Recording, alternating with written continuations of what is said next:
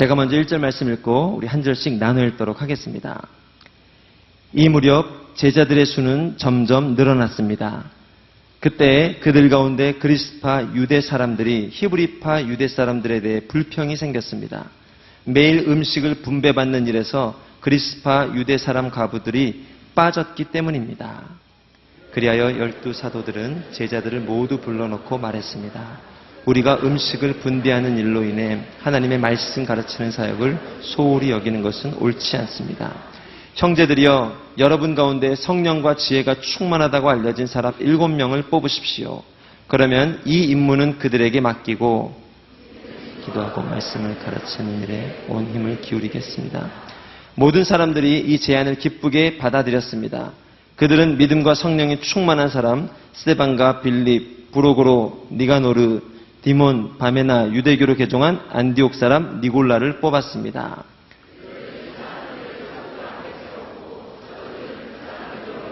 손을 얹고 함께 읽겠습니다. 이렇게 해서 하나님의 말씀은 계속 널리 퍼져나갔으며 이로써 예루살렘에 있는 제자들의 수도 많이 늘었고 더욱이 수많은 제사장들도 이 믿음에 순종하게 됐습니다. 아멘.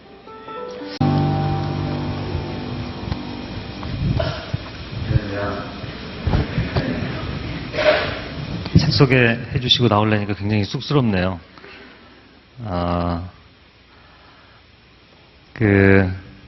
책 쓰고 나서 제 아내가 밤에 물어보더라고요. 기분이 어떠냐고. 그래서 그냥 똑같다고. 뭔가를 열심히 하고 쏟아붓고 나서의 그런 뭐 감격 같은 게 없냐? 없다고. 이렇게 얘기를 했어요. 그냥 사람은 동의를 하다고 생각이 돼요.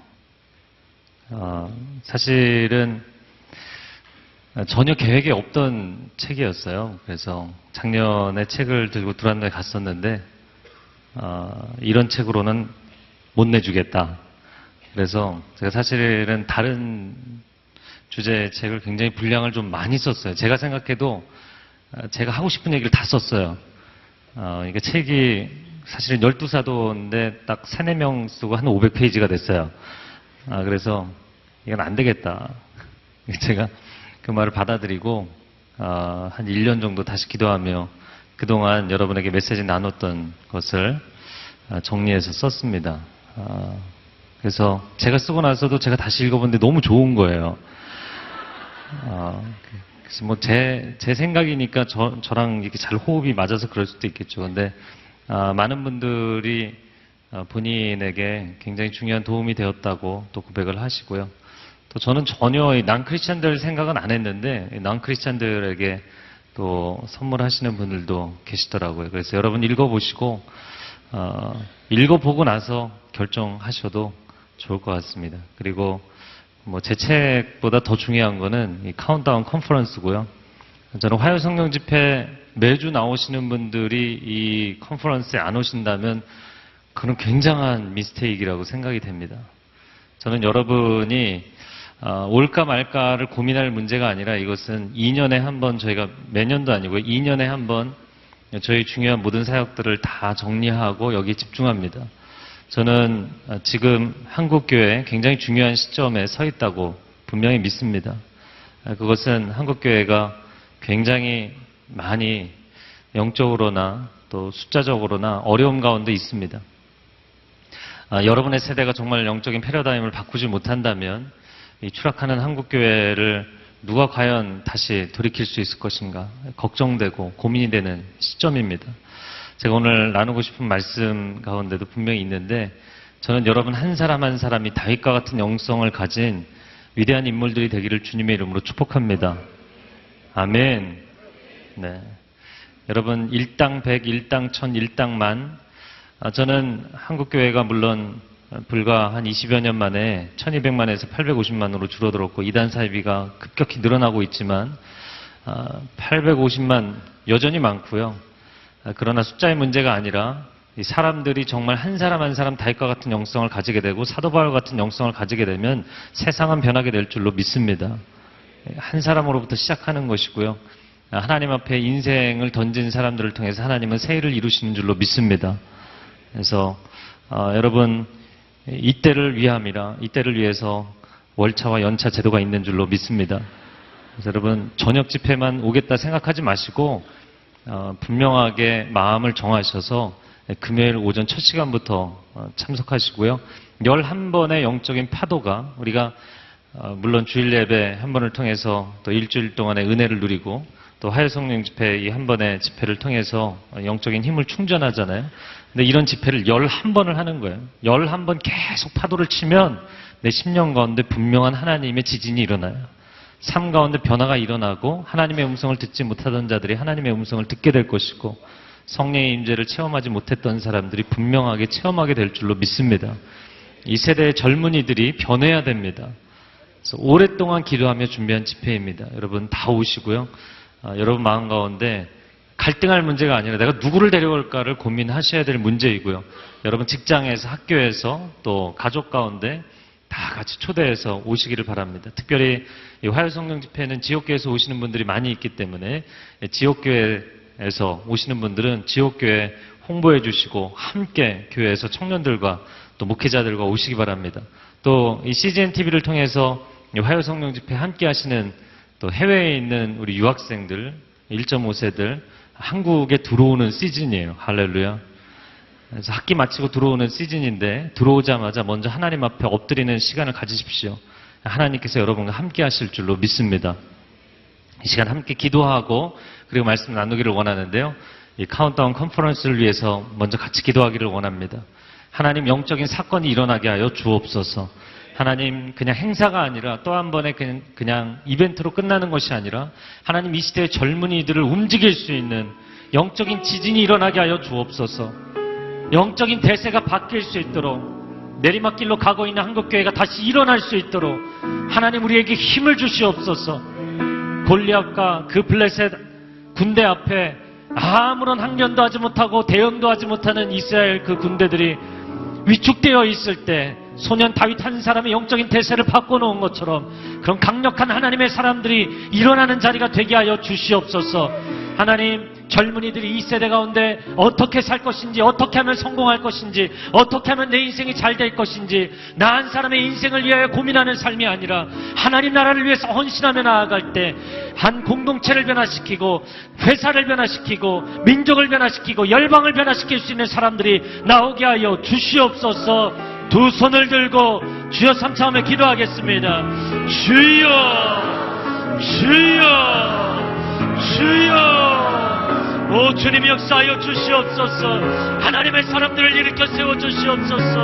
하나님의 마음을 부어 주시옵소서. 아버지 우리는 또 한 번의 집회나 또 한 번의 행사를 하기 원치 않습니다. 하나님의 역사하심을 보기를 원합니다. 영적인 지진이 일어나기를 원합니다. 영적인 대세가 변하기를 원합니다. 한국교회가 다시 살아나기를 원합니다. 젊은 세대가 일어나기를 원합니다. 하나님 나라의 완성을 보기를 원합니다. 깨어 일어나게 하여 주옵소서. 예배자들이 살아나게 하여 주옵소서. 예배자들이 살아나게 하여 주옵소서. 헌신된 하나님의 사람들이 자신의 인생을 헌신할 뿐만 아니라 자신의 재능을 헌신하고 자신의 시간을 헌신하고 자신의 삶 전체를 헌신하며 나아갈 때 하나님의 역사하심의 도구로 쓰임받는 놀라운 하나님의 인도하심을 하나님의 동행하심과 동역하심을 체험하게 하여 주시옵소서. 하나님 역사하여 주시옵소서. 오 주님 임하여 주시옵소서. 아멘. 하나님께서 예배하신 성령의 강력한 불이 우리의 심령마다 임하는 집회가 될 줄로 믿습니다. 하나님 이 일을 위해서 1000명의 중보자들이 기도하고 있습니다. 하나님 역사하여 주시옵소서. 하나님 보좌로부터 응답하여 주시옵소서. 하나님, 우리의 심령마다 하나님께서 붙여주시는 그 불이 우리에게서 멈추지 아니하고 우리 가족에게 흘러갈 것입니다. 우리가 섬기는 지역교회 가운데 흘러갈 것입니다. 우리가 다니는 학교와 회사 가운데 흘러갈 것입니다. 이 민족이 이 나라 가운데 흘러갈 것입니다. 무너져가는 한국교회를 다시 세우실 것입니다. 살려주실 것입니다. 주님, 역사하여 주시옵소서. 모두가 그냥 대세가 흘러가는 대로, 물이 흘러가는 대로 몸을 내맡기고 떠내려가는 시대, 하나님, 거슬러 올라갈 수 있는 사람들이 일어나게 하여 주시옵소서.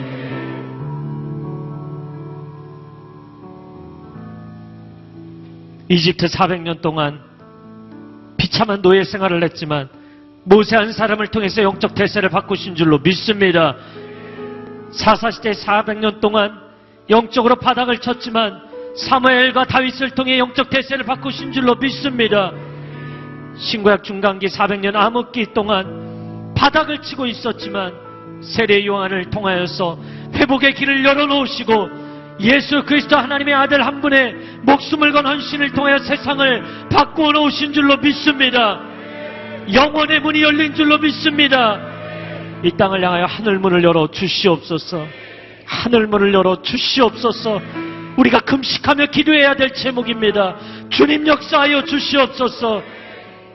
1년에 하루 이탈을 하나님 앞에 구별하는 것을 어려워하지 않게 하여 주시고 결단하게 하여 주시고 우리 모두가 모이게 하여 주시되 미스박 그 광장에 모인 것처럼 모이게 하여 주옵소서. 하나님의 백성들이 모여서 하나님의 얼굴을 구하며 나아갈 때 주님, 놀랍도록 역사하여 주시옵소서. 이 한국에 있는 젊은이들 뿐만 아니라 해외에 있는 유학생들, 1.5세들 한국에 들어와서 함께 이 집회에 참여할 때 그들의 인생이 새로워지며 열방을 가슴에 품는 젊은이들 되게 하여 주시옵소서. 역사하실 주님을 사모하고 바라보며 또한 오늘 우리 가운데 말씀하실 주님을 기대하며 예수 그리스도의 이름으로 기도합니다. 아멘. 언제나 우리가 부흥을 원하는 것보다 더욱 원하시는 우리 하나님께 영광의 박수 올려드리겠습니다. 할렐루야. 아멘. 네, 오늘 제목 저를 한번 따라해보세요. 예배자여, 영적 예배를 회복하라.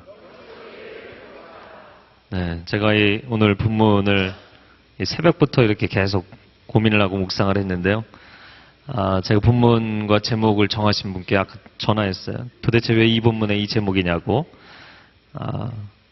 그래서 오늘 본문의 말씀은 사실 예루살렘 교회 지도자들이 사역에 집중하느라 영적인 일에 그들의 마음과 시간을 집중하지 못했기 때문에 어떻게 보면 영적인 예배보다는 영적인 우선순위를 회복하는 것에 문제입니다. 그러나 오늘 하나님께서 분명히 이 말씀을 통해서 영적인 예배를 어떻게 회복하는가, 우리의 삶에 무너진 영적인 재단을 어떻게 수축하는가, 이 부분에 대해서 지난주에 이어서 또한 말씀해 주실 줄로 믿습니다. 네, 오늘 본문의 1절 말씀 다시 한번 같이 읽어주세요. 시작. 이 무렵 제자들의 수는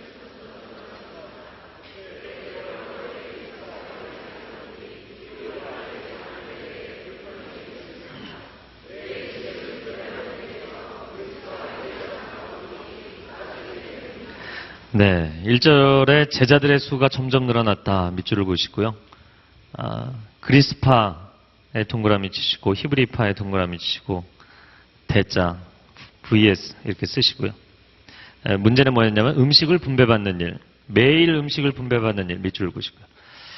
사도행전을 보면 오순절 성령 강림 사건으로 시작된 예루살렘 교회는 그야말로 놀라운 기적과 역사하심의 연속이었어요. 120명의 제자들이 사도행전 2장을 보면 모두 성령의 충만함을 받고 방언을 하기 시작했는데 이 방언이 오늘날 우리가 하는 천국 방언이 아니라 각 나라의 방언이었어요. 네, 전혀 놀라지 않으시지만 영어 방언을 받고 영어 배우지 않은 사람이 막 영어로 선포하는 거예요. 중국어 방언 받고 중국어로 선포하는 거예요. 일본어 방언 받고 일본어로 선포하는 거예요.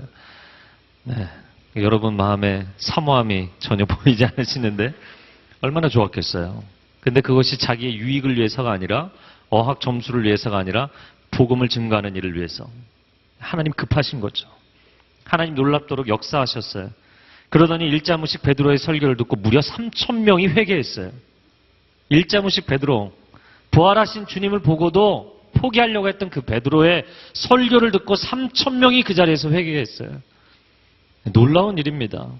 그뿐이 아니라 베드로와 요한이 성전 미문에 앉아있던 안전뱅이를 주 예수 그리스도의 이름으로 일어나게 합니다.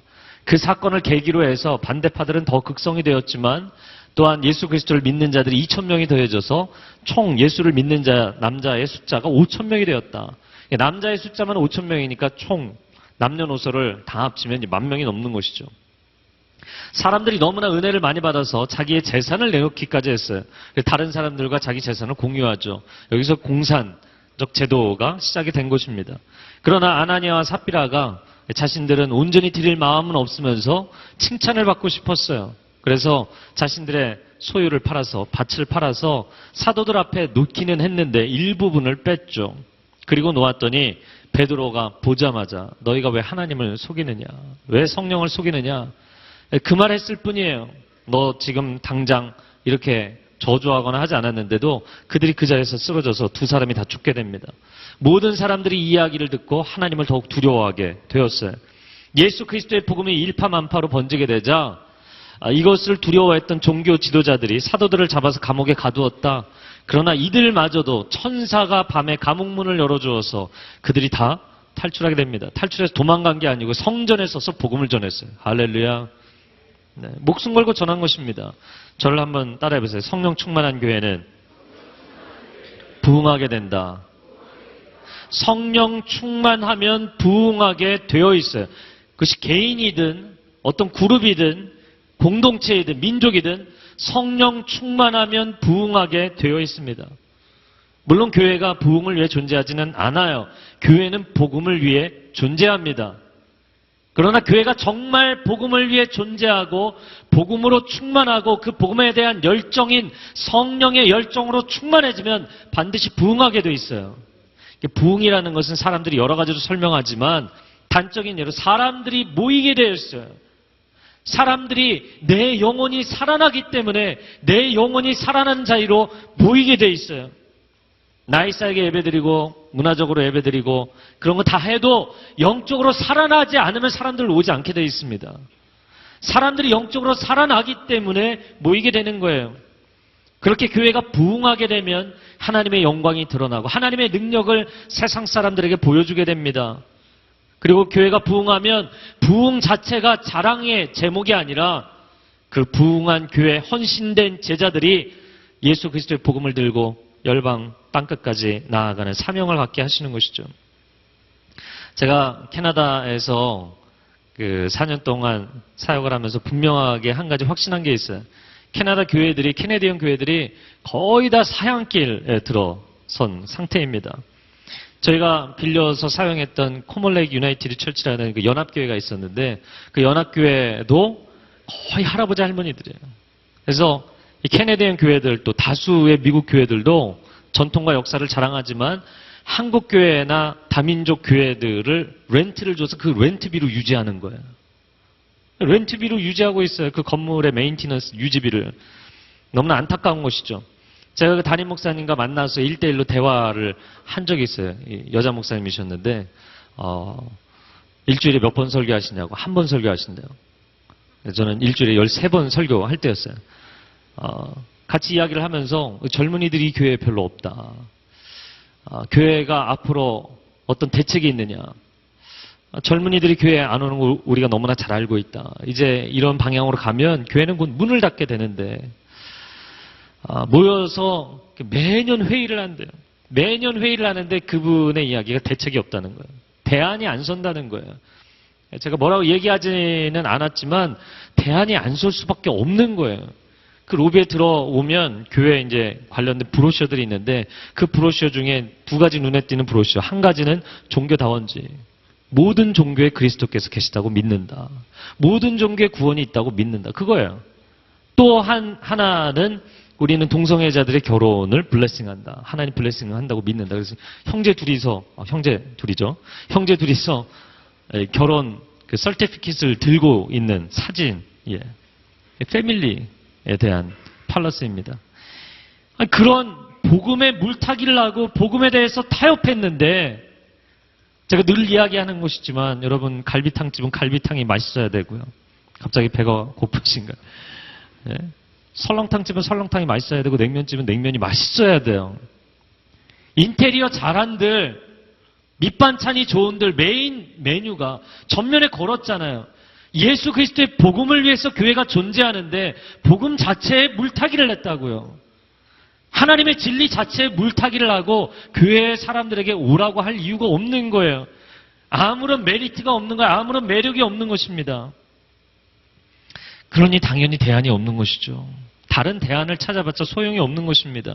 근데 놀라운 것은 전체적으로 캐네디언 교회들이 사양길이라고 하는데도 복음적이고 성령 충만한 교회들, 어떻게 보면 난 크리스찬들이 처음 교회 와보면 왜 이 사람들이 이렇게 열광하고 있지?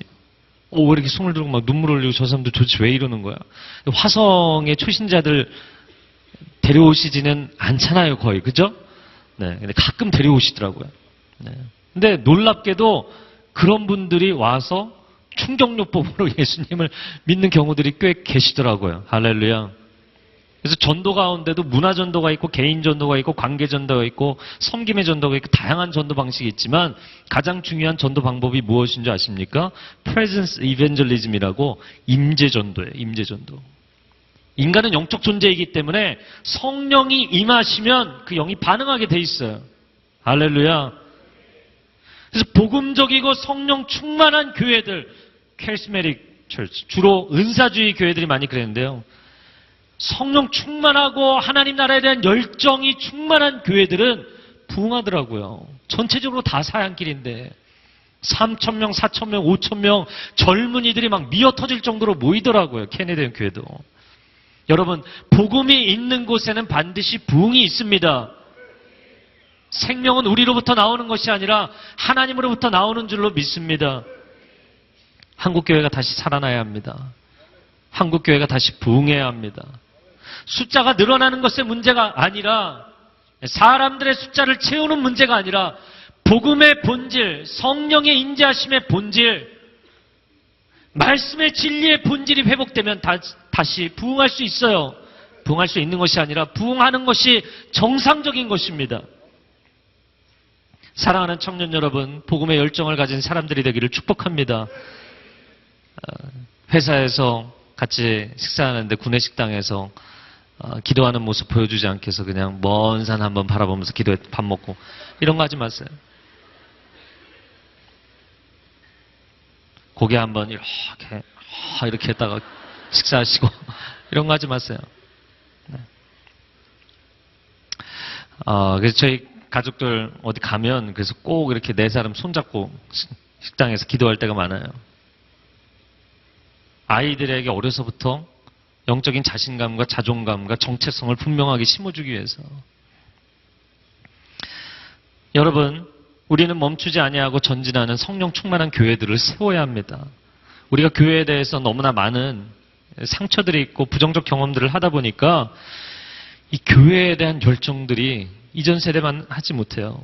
그리고 그냥 은혜를 내게 줄 수 있는 교회에 얹혀서 가고 싶은 거예요. 여러분 그렇게 살지 마시고요. 여러분이 성령 충만하고 복음으로 충만하고 하나님의 진리의 말씀으로 충만한 그런 교회를 세우는 주역들이 되기를 주님의 이름으로 축복합니다. 교회를 세우는 인물들이 되세요. 도시마다, 나라마다, 대륙마다 5대양 6대주 한국 사람들이 가는 곳마다 세우는 것이 교회잖아요. 또 한국 사람들이 가는 곳마다 기여하는 바가 있는데 그것은 과외비 올려놓는 거예요.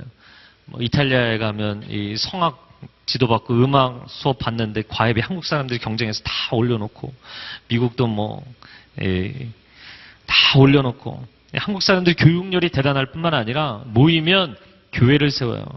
근데 안타까운 것은 교회를 세워놓고 그 안에서 서로 싸운다는 거예요. 여러분 성령 충만하고 복음으로 충만한 교회들을 주요 도시마다 세워야 합니다. 저는 분명히 믿어요. 왜냐하면 이 사도 바울이 얼반 미션, 도시 선교를 했는데 그는 시골로 다니지 않고 주요 도시들을 타겟팅했어요. 그가 마지막에 예루살렘에 가면 잡힐 것을 알면서도 왜 갔냐면 거기를 가야만 로마를 갈 수 있기 때문에, 로마는 당시의 전 세계의 심장부이기 때문에, 그 심장부에 내가 포로가 되고 죄수가 되어서 끌려갈지라도 그곳에 교회를 건강하게 세울 수 있다면, 할렐루야, 놀라운 헌신이죠. 여러분, 한국에서 직장 구할 수 있지만 지금 한국의 젊은이들이 다른 나라, 다른 민족, 다른 도시에 가서 직장 얻어야 합니다. 네, 아무도 아멘을 안 하시는데. 얻으셔야 돼요. 당신이 갖고 있는 복음의 컨텐츠, 한 제너레이션이, 한 세대가 끝나고 나면 누구에게 전할 것인데요? 오늘날 우리에게 신앙이 내 가정이 복받고 내 자신이 복받는 것으로 멈추고 있어요. 그럴 수는 없습니다. 당신에게 그것 하라고 복음 주신 거 아니에요. 흘러가라고 복음을 주신 줄로 믿습니다. 다 떠나세요. 다 떠나세요. 여러분의 꿈을 제한하지 마십시오. 여러분 자신의 능력도 제한하지 마십시오. 하나님 앞에 정말 복음을 위해서, 하나님의 영광을 위해서 헌신하면 그냥 하나님 손에 붙들리면 그 다음엔 하나님이 끌고 가실 줄로 믿습니다. 진도는 하나님이 빼시는 거예요. 하나님이 결정하시는 대로 가는 거예요. 하나님의 사람들은 골방에 머무르지 않고 열방으로 가게 될 줄로 믿습니다. 내 인생 하나로 끝나는 것이 아니라 도시를 살리고 민족을 살리고 열방을 살려야 돼요. 할렐루야. 사실은 제가 여러분에게 계속 이렇게 흥분을 시키려고 하는데 흥분이 안 돼요. 근데 제가 한 가지 제 인생에서 깨닫게 된 것은 무엇이냐면, 사실은 내가 열방을 살려야겠다, 뭐 민족을 살려야겠다 이런 생각 해본 적 없어요.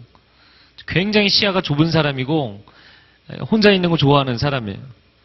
근데 그냥 다만 내 인생이 완전히 망가지고 폐기 처분 직전에 있을 때 하나님 앞에 그냥 원하시면 가져다 쓰시라고, 하나님 앞에 드리고 나서 그냥 하나님이 원하시는데 그냥 따라다니다 보니까 살려야겠더라고요.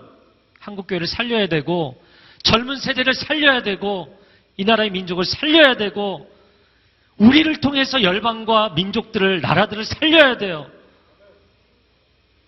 여러분, 처음부터 그런 비전이 없어도 상관없어요. 그냥 단 한 가지만 부탁합니다. 당신의 인생을 하나님께 드리세요. 드리세요. 드리세요. 그냥 돈 벌기 위해서 인생 살지 마시고 가치 있는 인생을 사세요. 제가 책 겉표지에 맨 밑에 그동안 번역했던 거 쭉 정리를 해봤더니 15권이더라고요. 거기 이제 써있지 않은 다른 책들도 한두 권 더 있는데, 처음에 제가 간증했지만, 이 과외, 그냥 영어 과외에서 손쉽게 용돈 벌다가 이렇게 인생을 사는 건 너무 무가치한 거예요. 너무 쉽게 벌고 쉽게 쓰고, 네, 안 되겠더라고요. 그래서 정말 땀을 흘리며 돈을 벌어야겠다. 그래서 번역을 하기 시작했습니다. 여러 곳에, 여러 출판사에 전화를 했는데 유일하게 은혜를 베풀어 주신 출판사가 두란노였어요. 할렐루야. 제가 그때 온누리교를 다니던 때도 아니고 저기 여기 있는 것도 아니고 아무런 연관성도 없는데 은혜를 베풀어 주셨어요. 그래서 번역을 할 수 있는 기회를 주셔서 첫 번째 번역을 D.L. 무디부터 시작을 했는데요. 그리고 책들을 쭉 번역하면서 그냥 번역할 수 있는 지혜도 하나님이 주신 거니까 하나님 원하시는 대로 드린 거고, 근데 어느 날 하나님이 갑자기 책을 쓰라고 정말 계시가 임한 거예요. 할렐루야. 네, 믿거나 말거나 상관없어요. 제가 뭐 어렸을 때 공부를 하겠다는 계획도 없었는데 하나님 공부할 수 있게 해주셨고, 번역을 책도 안 읽던 애가 무슨 뭐 번역을 하겠습니까?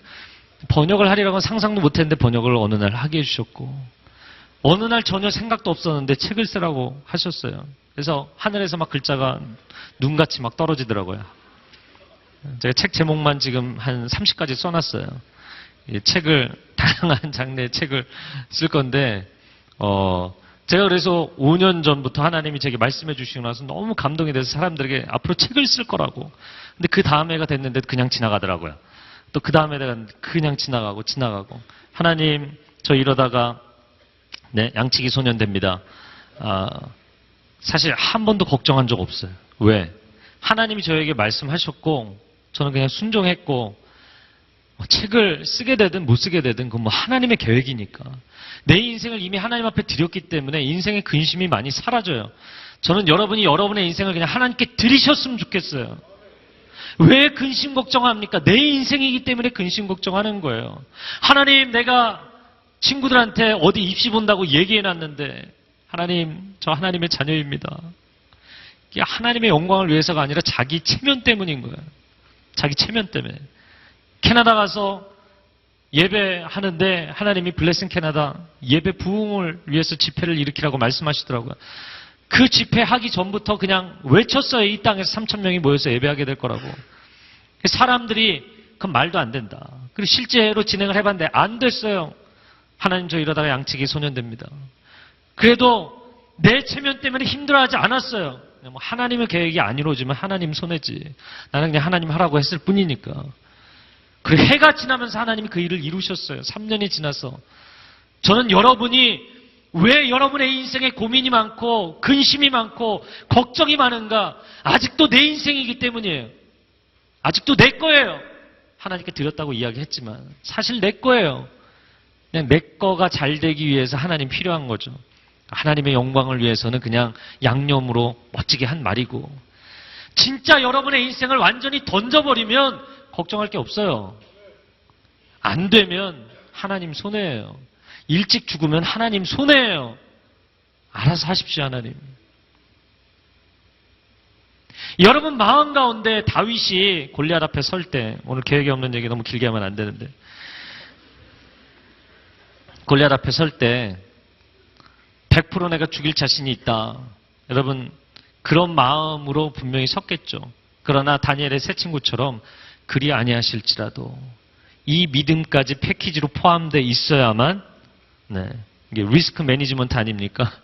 마지막 안 될 수도 있는 거거든요. 안 돼서 만약에 내가 달려가다가 돌 던져서 안 되면 잡히는 거잖아요. 그럼 죽는 거잖아요. 그러나 아무도 여호와의 이름을 위해서 일어나지 않는데 내가 죽을지언정 난 일어나겠다. 난 그런 거 상관하지 않는다. 어차피 빈들에서 양치기 하다 끝날 인생인데. 그런 사람을 하나님이 들어 쓰시는 겁니다. 그래 뭐 양치기 하다 끝낼 인생인데 그냥 목숨 바쳐라. 하나님 그러실 것 같아요? 하나님 그러시지 않아요. 그런 사람을 찾고 계세요. 여러분이 그런 사람이 되면 두려울 것이 없고, 여러분 세상에서 가장 무서운 사람은 죽음을 두려워하지 않는 사람이에요. 죽음을 두려워하지 않는 사람, 하나님을 위해서 목숨을 던지는 사람 나오면 그 사람을 통해서 하나님께서 역사를 이루실 줄로 믿습니다. 여러분 성령 충만하시기 바랍니다. 공부하는 학생들이 있다면 성령 충만하시기 바랍니다. 하나님이 지혜의 문을 열어주실 것입니다. 사업하는 분들이 있다면 성령 충만하시기 바랍니다. 하나님께서 사업의 길을 열어주시고 도움의 손길들을 보내주실 줄로 믿습니다. 아멘. 여러분 가운데 여기 또 어머님들도 나오시는데요. 어머님들도 성령 충만하시기 바랍니다. 가정 가운데 하나님께서 자녀들을 양육함에 지혜와 기쁨과 은혜의 충만함을 주실 줄로 믿습니다. 인생이 달라지게 돼 있어요. 그야말로 예루살렘 교회는 은혜의 도가니였고 초자연적인 기적의 연속이었어요. 근데 오늘 본문의 1절을 보니까 부흥하는 교회에도 문제는 있더라 라는 것이죠. 성령 충만해도 실제적인 문제들이 일어날 수 있는 것입니다. 예수님이 직접 뽑은 12제자 가운데도 한 명은 배신자였잖아요. 그래서 여러분 주변에 여러분이 정말 영적으로 기도하고 헌신했는데 등을 돌리는 사람이 있다고 해도 여러분 너무 낙심하지 마세요. 안타깝게 기도할 수는 있겠지만 내가 많이 부족한 사람인가 보다 이렇게 낙심하지 마세요. 예수님도 제자 가운데 12명 중에 한 명은 배신자였어요. 하물며 지금 사도들이 5,000명을 모은 중에 어찌 문제가 없겠습니까? 근데 문제의 핵심은 무엇이었냐면 본문에 보니까 과부된 사람들이 많이 있어서 이 사람들을 매일 음식을 공개하는 일, 개혁성경에는 공개라고 되어 있는데요. 이 긍휼 사역이죠. 당시에는 전쟁으로 남자들이 일찍 죽기도 하고 일찍 과부가 된 사람들이 많이 있었어요. 그래서 과부를 돌보는 문제가 사회적인 이슈였습니다. 그래서 교회가 항상 이 문제에 민감했던 것이죠. 구약의 율법에도 객과 고아와 과부를 돌보는 것을 유대인들은 각 개인의 책임이고 사회의 책임으로 하나님께서 말씀하셨죠. 그런데 이런 과부를 공개하는 사역을 본토에 있던 유대 그리스도인들이 담당을 했는데 이 그리스파, 헬라파 유대인들이죠. 국내로 복귀한 예루살렘 교회잖아요. 그러니까 백그라운드는 해외에서 출발한 사람들인데 국내로 복귀한 해외파 1.5세들이 볼 때 굉장히 불공평했던 거예요. 왜냐하면 사실 재정적으로는 이들이 훨씬 사회 경제적 수준이 높았습니다. 그래서 이들이 훨씬 헌금을 많이 했을 거라고 보여요. 네. 그건 무엇이냐면 나중에 이제 사도 바울의 서신서들을 쭉 보면 이방 교회들을 돌아다니면서 연보를 얻어서 즉 구제 헌금을 모아서 예루살렘 교회에 전달하는 사역을 사도 바울이 굉장히 중요한 사역으로 했던 것으로 나옵니다. 근데 이들이 헌금은 더 많이 했는데 실제로 헬라파 과부들이 공개를 받지 못하는 일들이 빈번히 일어났다라는 거예요. 그러니까 자기들이 헌금은 더 많이 하고 유익은 누리지 못하니까. 여러분 이미 북이스라엘이 아수르에 멸망한 지 700여 년입니다. 남유다가 바벨론에 멸망한 지 600여 년이에요. 디아스포라 유대인들이 아라비아 반도와 각 유럽과 소아시아에 온 각지에 흩어져 있었어요. 초대교회 당시에 본토 유대인들과 그리고 해외파 유대인들 사이의 갈등은 상당한 사회적인 문제였습니다. 그도 그럴 것이 이 베드로가 사람들에게 회개를 촉구했을 때는 사람들이 마음에 찔려서 회개했다. 3,000명이 회개했다라고 돼 있죠. 근데 오늘 본문의 다음 부분이죠. 1.5세 스테판이라는 그 이름 자체가 이 유태인들의 이름 방식이 히브리어가 아닙니다. 그래서 헬라어의 어원을 두고 있기 때문에 이 사람 1.5세거든요. 1.5세 스테반이 회개를 촉구했을 때 사람들이 동일하게 마음이 찔렸는데 돌을 들어서 쳐 죽였죠. 네. 마음이 어려웠던 거예요. 저를 한번 따라해 보시기 바랍니다. 모든 인간은 죄인입니다. 은혜가 필요한. 네, 은혜가 필요한 죄인들이에요. 그래서 교회는 문제가 없어야 한다? 아니요. 정반대입니다. 교회는 문제가 많은 사람들이 문제를 해결하기 위해서 모이는 곳이에요. 교회는 죄인들이 구원받기 위해서 모이는 곳이에요. 교회는 환자들이 치료를 받기 위해서 모인 병동과 같은 곳이에요. 네. 전혀 다르지 않아요. 제가 밴쿠버에 있을 때 한번 나눴죠. 이 교회에서 다른 교회에서 상처를 많이 받고 오신 분이 오늘의 교회는 다를 줄 알았는데 실망이다. 그래서 제가 웃으면서 다르지 않습니다. 이 교회는 어떤 교회나 구원받은 죄인들이 모인 공동체입니다. 다르지 않아요. 완벽한 교회라는 없습니다. 다만 하나님의 지혜와 은혜가 필요한 것이죠. 문제를 어떻게 풀어나가느냐 이게 중요한 거예요. 그러면 사도들이 어떻게 대처를 했는가? 오늘 본문에 2절, 3절, 4절 말씀 한번 같이 읽어보겠습니다. 시작.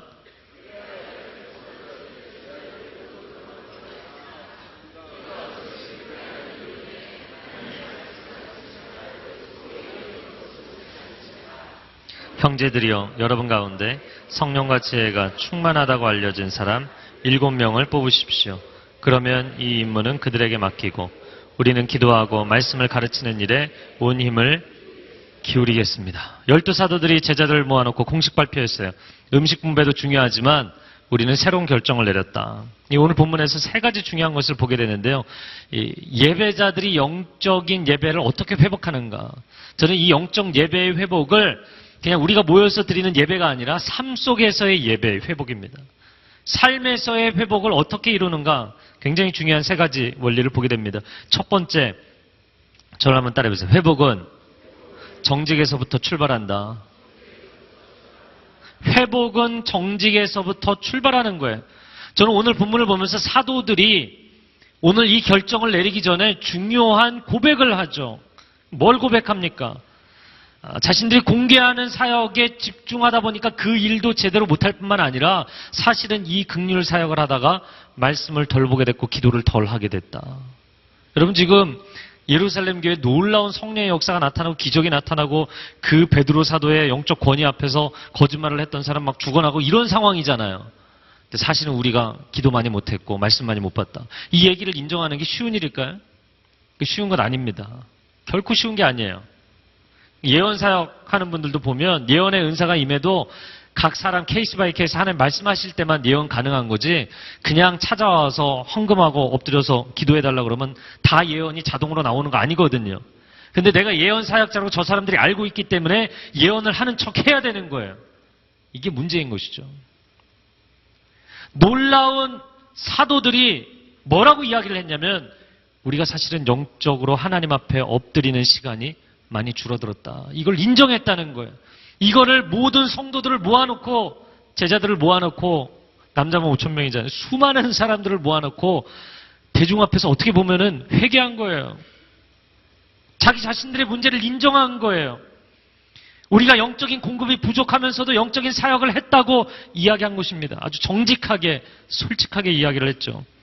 회복은 정직에서부터 출발하는 것입니다. 여러분, 병원에 가서 진단이 있어야만 처방이 있고 치료가 있는 것이죠. 근데 진단 자체를 거부하는 사람은 치료를 할 수가 없어요. 처방전이라는 게 나올 수가 없어요. 진단이 되어서 병이 무엇인지, 병명이 무엇인지를 알아야만 처방을 하는 것이죠.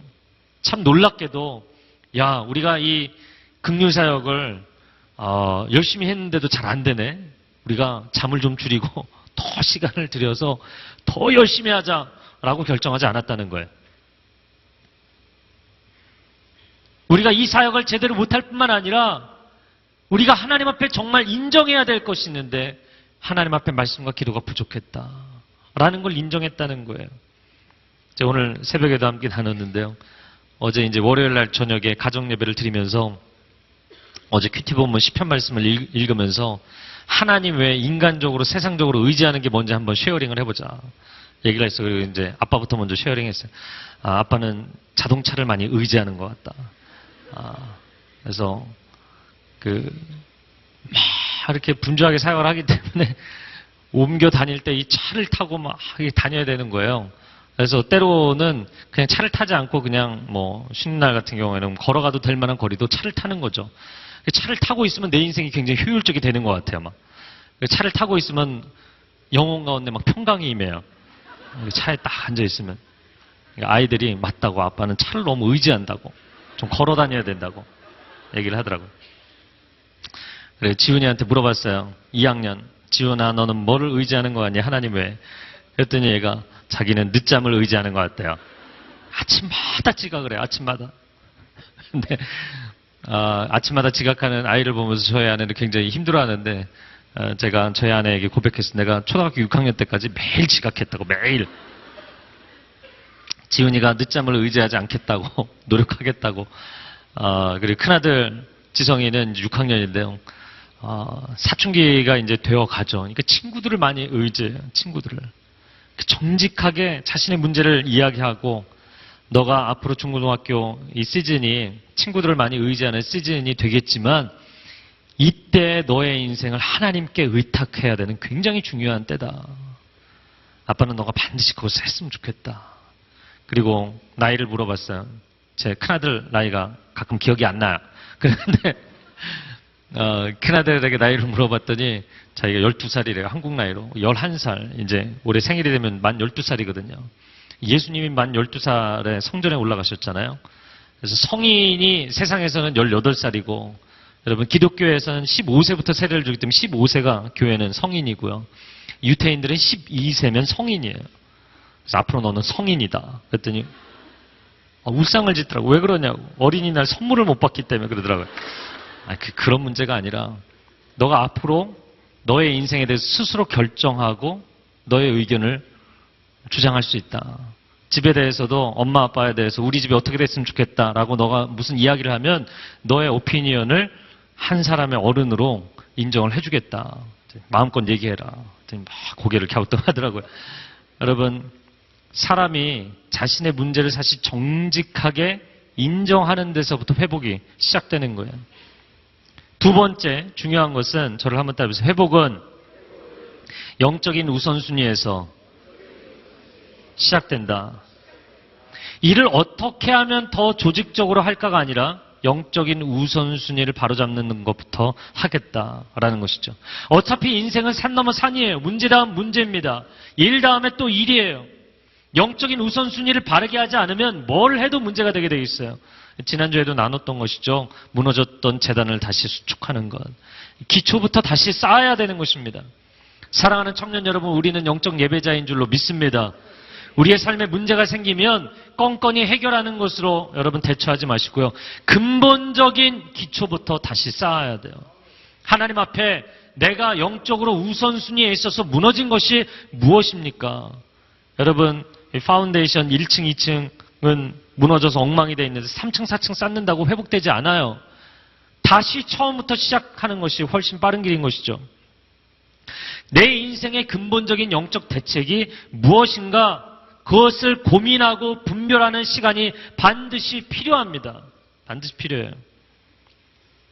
제가 지난주 토요일에 결혼식 마치고 저녁에 그 여의도 순복음교회 집회가 있어서 갔었어요. 근데 606 대회라고 여의도 순복음교회 대학 청년국에서, 저희도 대학 청년 본부가 있는데 대학 청년국에서 매년 6월 6일 현충일에 이 집회를 합니다. 606 대회를 하는데 올해는 특별히 각 사회 각 분야의 크리스천 리더십들을 초대해서 굉장히 중요한 메시지들을 나누더라고요. 연세대에서 올해는 집회를 하는데 한 10,000명이 하는 집회입니다.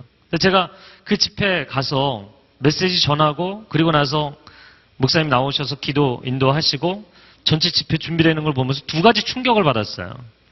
정말 많이 배워야겠다. 순복음교회가 그냥 순복음교회가 아니다. 정말 강력하더라고요. 제가 두 가지 도전을 받았는데 첫 번째는 무엇이냐면 메시지를 전하고 나서 저희는 기도할 때 여러분 이렇게 하나님 앞에 마음을 들여서 기도해야 됩니다. 기도 잘 분위기 안 잡히면 막 가슴에 손을 얹기도 하고 하늘을 향해 손을 올리기도 하고 그런 거 다 없어요. 아무것도 없어. 그냥 주신 말씀에 의지해서 기도하겠습니다. 기도하겠습니다. 그러고 아무도 기도 인도 안 하는데 40분 동안 그냥 기도하는데 앞에서 기도 인도하는 사람도 없어요.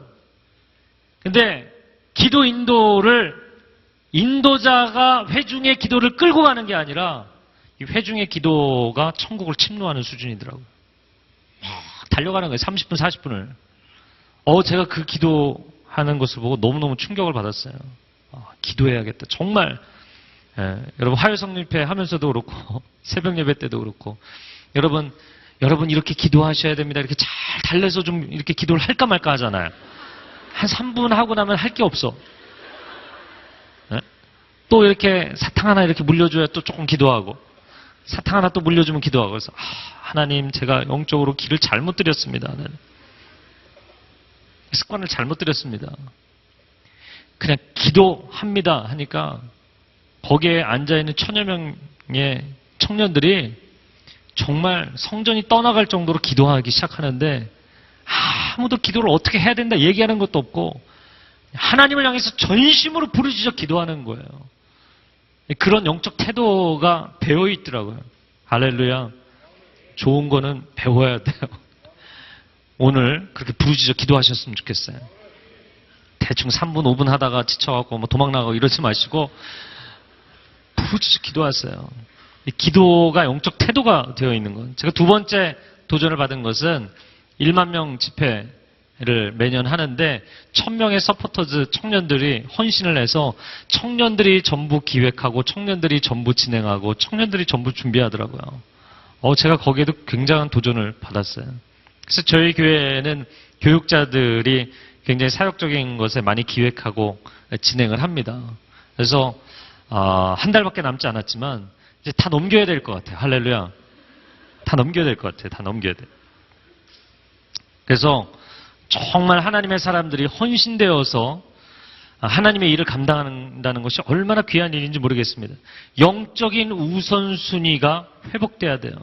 여러분, 기도할 때도 내가 좀 감동적인 설교를 듣고 나면 기도하고 조금 마음 가운데 터치가 되는 기도 제목을 들으면 기도하고가 아니라 기도해야만 내 영혼이 살아날 수 있기 때문에 나는 부르짖고 기도하겠다.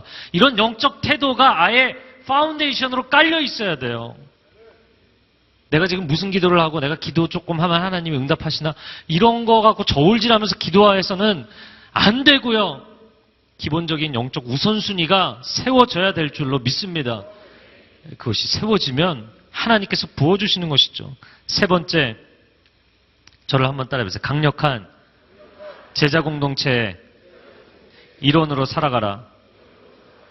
제가 오늘 본문을 보면서 놀란 것은 무엇이냐면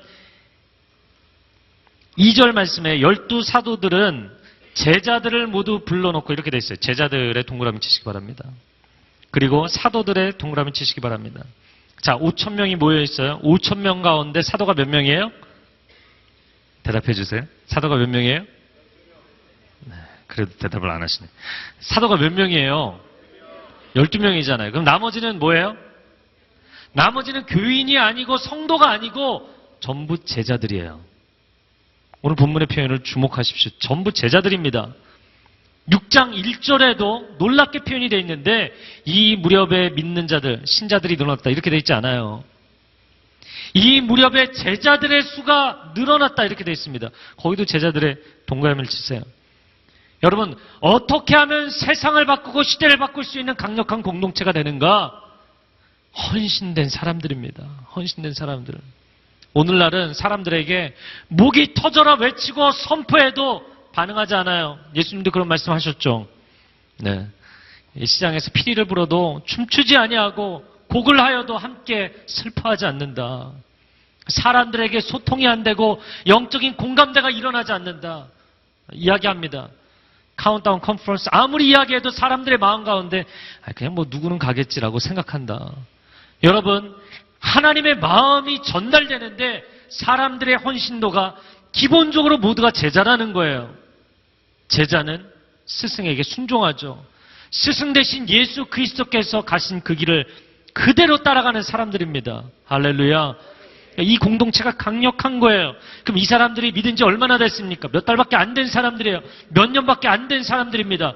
그런데도 그들은 전부 제자들이었다는 것이에요. 안개 공동체가 없고 그냥 교회만 오가는 사람이 없고 교회 다니다 안 다니다 자체방학하는 사람 없고 전부 제자들이라는 거예요. 여러분은 사도입니까? 아니면 사도가 아니면 제자입니까? 절대로 평신도로 전락하지 마세요. 이 평신도라는 말은 하향 평준화를 위한 용어일 뿐입니다. 제자가 되어야 합니다.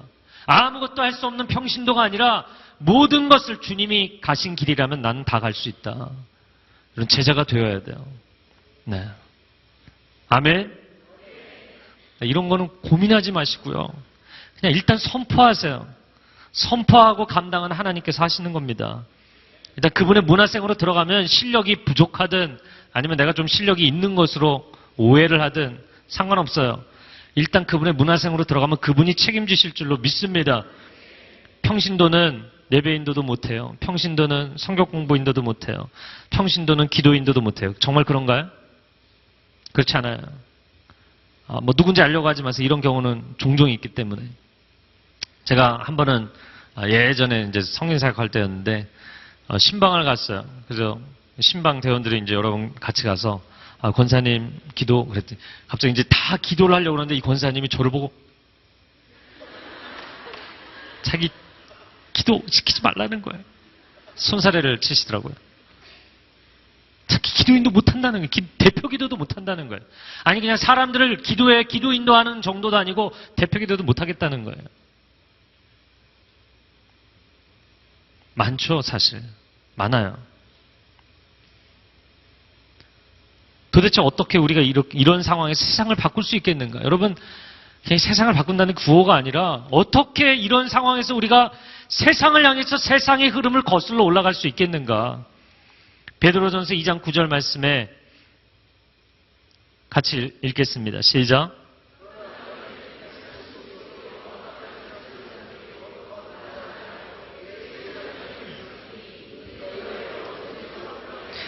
그의 기이한 빛에 들어가게 하시니 아름다운 덕을 선포하게 하려 하십니다. 여러분 체면을 위해 살지 마십시오. 제가 파트 전사 때 그런 말이 유행이었어요. 저희 그때 한참 온누리교회가 영적으로 막 부흥할 때였습니다. 파트는 전임같이. 파트 전도사를 줄여서 파트라고 불렀어요. 마음이 좀 어렵긴 하지만 파트는 전임같이, 전임은 당회장같이, 당회장은 예수님같이. 이게 하나의 표어같이 유행하던 말이었어요. 정말 하 목사님 생전에 예수님같이 사셨죠. 온전히 헌신하면서 사셨잖아요. 여러분, 그러한 공동체는 강력해지게 돼 있어요. 난 팔타임이니까, 난 시간도 딱 요만큼, 받은 돈도 이만큼이니까 딱 요만큼. 아니요. 그러면 여러분의 인생에 아무런 부흥은 일어나지 않아요. 변화는 일어나지 않아요. 예. 나는 그냥 임시직이니까 나는 받은 만큼만 딱, 아니요. 그러면 여러분의 인생에는 아무런 변화가 일어나지 않아요. 나는 말단 사원이니까, 나는 과장이니까, 나는 그래도 아직 부장이니까, 여러분 수준에, 그러면 돈 때문에 일하는 것이고 자리 때문에 일하는 거예요. 여러분 스피릿이 살아있는 사람들이 돼야 돼요. 저는 예배를 볼 때마다 그런 마음 가운데 간절한 소망함이 있어요. 그 뭐냐면 여기서 찬양 인도를 하시는 분들 있잖아요. 예배 인도. 근데 예배 인도 하는 분들 보면 얼마나 열심히 예배 인도를 합니까? 그런데 이 예배 인도자만큼 영적으로 흘러넘쳐야 되는 사람들이 싱어들이에요. 싱어 한 사람 한 사람이 예배 인도자 같이 예배를 드리면 그 예배가 달라집니다. 콰이어를 세우는데 뭐 우리 화성은 세우지 않지만 콰이어 한 사람 한 사람이 싱어처럼 예배 드리면 그 예배는 달라집니다. 그 회중이 콰이어처럼 예배를 드리면 예배는 달라집니다. 한 단계가 아니라 두 단계, 세 단계를 뛰어넘어서 여기에 있는 예배하는 회중이 예배 인도자처럼 예배를 드리기 시작하면 뒤집어지게 돼 있어요. 뒤집어지게 돼 있어요. 근데 사람들은 항상 모이면 블레셋과 이스라엘이 진영을 서로 마주대하고 있으면 다윗은 한 사람이면 족하다고 생각해요. 아니요, 그렇지 않아요. 만약에 다윗과 같은 사람이 600명이 되면 놀라운 사건들이 일어나는 거예요. 다윗 주변에 400명, 나중에 600명, 오합지졸이었던 사람들이 다윗과 함께 살고 동고동락하면서 다윗과 같은 영성을 가지게 되고 다윗과 같은 열정을 가지게 되고 다윗과 같은 임전무태 성령 충만한 사람들이 되잖아요. 그리고 나니까 나가는 전쟁마다 승리하는 거예요. 지는 경기가 없어요. 놀라운 역사가 일어나기 시작합니다. 600명 전부가 다윗 같으면 300명 전부가 기드온 같으면 318명 전부가 아브라함 같으면 북부 가나안 연합군을 이기는 거예요. 지난 주일 설교를 준비하면서 하늘과 땅의 모든 족속에게 이름을 주신 하나님 아버지께 아버지 앞에 무릎을 꿇고 빕니다. 이런 말씀이 있어요. 무릎을 꿇고 빕니다. 근데 갑자기 떠오르는 한 장면이 있었어요. 무릎을 꿇고 빕니다. 제가 여호수아 설교하다가 생각해 보니까 빼먹었더라고요. 빠뜨렸더라고요. 근데 그 장면이 뭐냐면 영화 300의 백미입니다. 영화 300을 그래서 그 밤에 너무 열심히 다시 보느라고 그 부분만 보려고 했는데 2시간 다 봐버렸어요. 너무 몰입해서. 너무 저는 그 영화를 볼 때마다 영적으로 감동이 있어요. 근데 그 페르시아의 100만 대군이 100만 명입니다. 100만 명. 그냥 뭐 모래알처럼 그냥 밀어버리면 되는 숫자죠. 100만 대군이 밀고 들어오는데 테르모필레 협곡에 나가서 스파르타의 레오니다스가 300명의 정예부대를 데리고 나가서 협곡 한가운데 딱 버티고 서서 막는 거예요. 그리고 싸움이라는 것은 1대10으로 싸워도 결국에는 1대1이거든요. 제가 책에도 썼는데 닌자 프룻이 아무리 많이 올라가도 한 번에 하나씩 치는 거예요. 할렐루야. 한 번에 하나씩 하는 거거든요. 이 300명이 100만 대군을 맞아서 버팁니다. 계속 이깁니다. 또 이깁니다. 근데 도저히 더 이길 수 없는 상황이 됐죠. 완전히 이제 그 뒷길까지 적에게 다 탄로가 나서 사방으로 완벽하게 포위를 당해요. 그리고 나서 이제는 죽을 수밖에 없는 상황이 됩니다. 그래서 페르시아의 왕 크세르크세스가 딱 이렇게 자기 마차를 타고 와서 무릎을 꿇으라 그러죠. 무릎을 꿇으면 내가 너의 나라를 보장해 주겠다. 내가 너의 성공을 보장해 주겠다. 무릎을 꿇어라. 근데 그때 레오니다스가 투구를 딱 벗어서 내려놓고 방패를 놓고 창을 놓고 무릎을 꿇죠. 무릎을 꿇는 장면이 나옵니다. 그 장면이 그 영화의 백미예요. 네.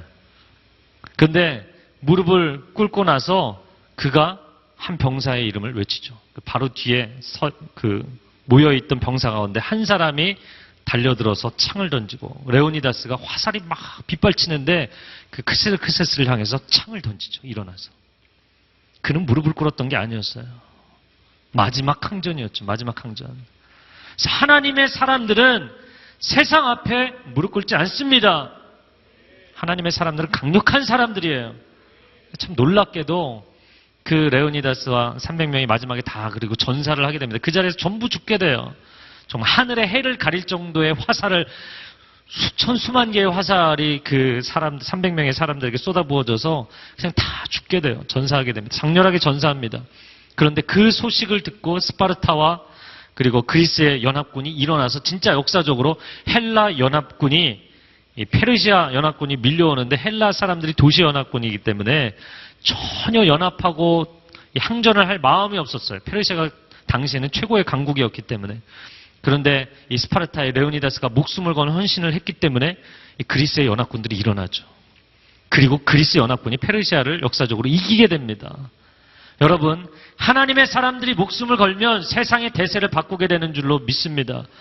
저는 여러분이 그런 삶을 체험하셔야 된다고 생각해요. 그런 삶을 체험해야만 여러분의 인생의 대세가 바뀌는 거예요. 영적 대세가 바뀌는 것이에요. 그런데 제가 오늘 본문의 말씀을 보면서 굉장히 놀라운 것을 보게 됐어요. 이제 마지막 부분입니다. 5절, 6절, 7절 말씀 한번 같이 읽어주시기 바랍니다. 시작.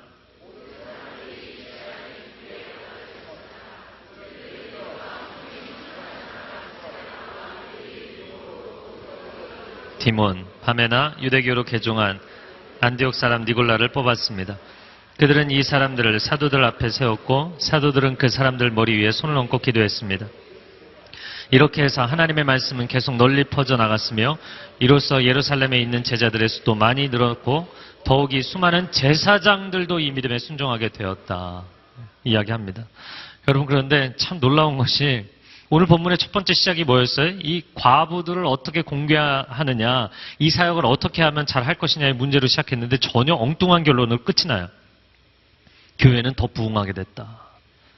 놀라운 결론으로 끝이 나요. 제가 오늘 본문을 묵상하면서 예전에는 보지 못했던 걸 보게 됐는데 그건 뭐냐면 5절에 7명의 집사를 세웠는데 이 집사들을 긍휼 사역하라고 세우는 사람들을 일머리가 잘 돌아가고 일처리 잘하고 사람 부릴 줄 알고 그런 사람들을 7명 세웠다 이렇게 돼 있지 않아요.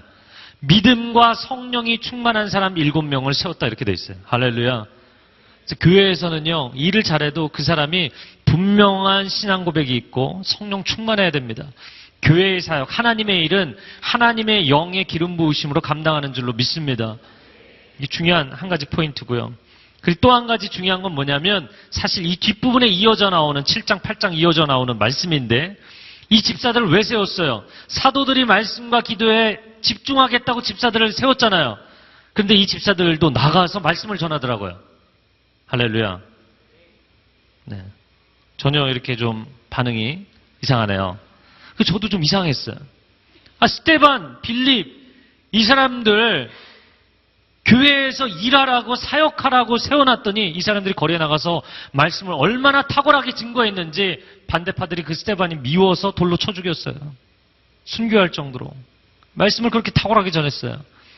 빌립 집사가 얼마나 말씀을 잘 증거했는지 영적으로 완전히 바닥에 떨어져 있는 사마리아 성읍이 빌립 집사의 메시지를 듣고 회개하고 온 도시가 하나님 앞에 엎드립니다. 할렐루야. 이런 역사가 나타났다는 거예요. 저는 문제 자체에 대해서 대응한 것이 아니라 문제가 갖고 있는 더 기저에 있는 그 근저에 있는 근본적인 문제를 하나님 앞에 인정하고 이 공동체가 하나님 앞에 엎드리니까 하나님께서 놀라운 부흥의 역사를 주신 줄로 믿습니다. 네. 제가 예전에 요셉 청년부를 할 때 이 지하 2층에 있는 비전홀에서 서빙구 2부 새벽 예배를 인도했었어요. 근데 처음 갔는데 다양하더라고요. 뭐냐면 한 300명 정도 기도를 하는 공동체였는데 어떤 사람은 예배가 끝나고 와서 전사님 찬양 인도가 좀 힘듭니다. 뭐 이런 얘기. 찬양 인도자가 늦게 옵니다. 뭐 이런 얘기. 또 어떤 사람은 예배가 끝나고 나서 통성 기도할 때 이 BGM을 틀어놓거든요. 백그라운드 음악을 틀어놓는데 음악 소리가 너무 크다. 어떤 사람은 음악 소리가 너무 작다. 뭐 이런 얘기예요. 그래서 제가 음악 소리가 큰 사람은 그냥 좀 스피커 아래에 앉아있지 말고 딴 데 가서 앉으면 좋을 것 같은데 본인 또 앉는 자리가 있으신 거예요. 그래서 얘기하시는 거 제가 그렇게 반응하진 않았고요. 아, 네, 알겠습니다. 알겠습니다. 알겠습니다. 그래서 제가 한 가지 딱 생각한 건 뭐냐면, 아, 사람들이 맨정신이구나. 이제 맨정신이라서 불평불만을 하는구나.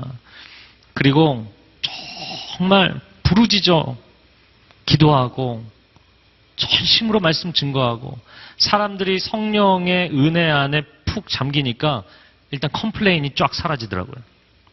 환경에 신경을 쓸 겨를이 없어지는 거예요. 새벽 예배를 드리면서 말씀에 집중하고 기도에 집중하고 하나님 임재 가운데 막 들어가니까 사람들이 환경의 음악 소리가 크든 작든 옆에 사람이 뭐 자기 집안 얘기 또 또박또박 기도하시는 분들 있잖아요. 막 그거 듣느라고 자기 기도 안 되고 이런 게 다 사라지는 거예요. 할렐루야. 여러분 성령 충만하면 근본적인 문제가 해결이 돼요. 남편이 문제고 아내가 문제고 내 부모가 문제고 내 자식이 문제고 여러분 1대1로 케이스 바이 케이스로 그거 아무리 해결하려고 해도 여러분 실제적인 문제만 붙들고 가면 인생은 문제 다음에 문제고 산 다음에 산을 넘으면 그 다음에 또 산이에요. 여러분 근본적인 변화가 여러분의 삶 가운데 일어나기를 축복합니다. 성령 충만을 구하세요.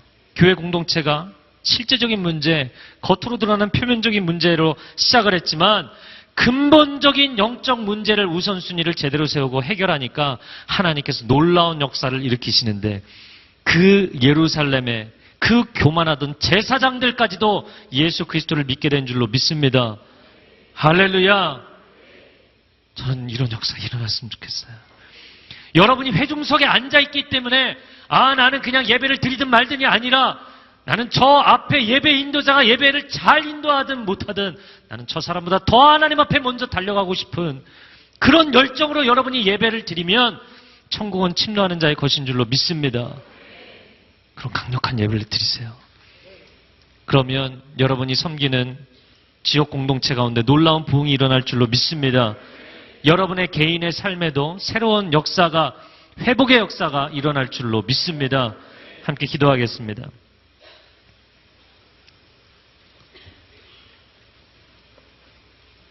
이 시간 기도할 때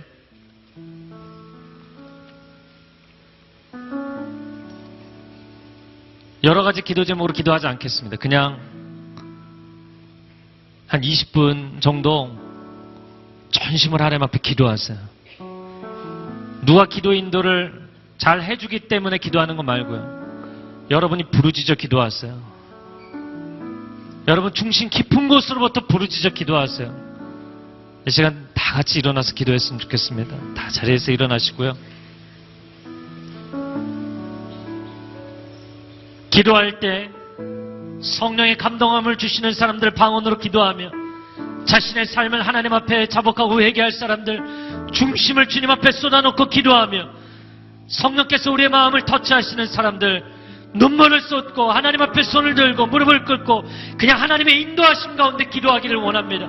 하나님 근본적인 회복이 있게 하여 주시옵소서. 삶의 개별적인 문제로 다투고 애쓰는 것으로 지치는 것으로 우리 인생이 가지 않게 하여 주시고 성령으로 충만케 하여 주시옵소서. 하나님 나라의 영광 보게 하여 주시옵소서. 주여 삼삼을 기도하겠습니다. 주여 주여